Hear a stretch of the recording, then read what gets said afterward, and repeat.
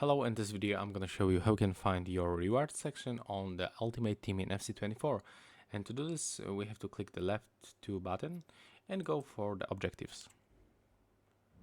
And as you can see right here we've got all of this objective that we achieved on the FC 24.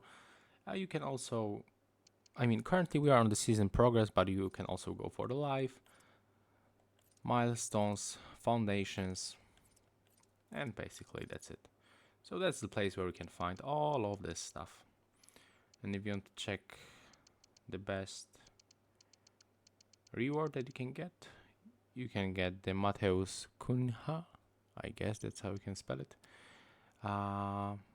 That's Kone and the 86 rating free rare gold players pack. Nice. So yeah, that's all for this video. Hope you like it.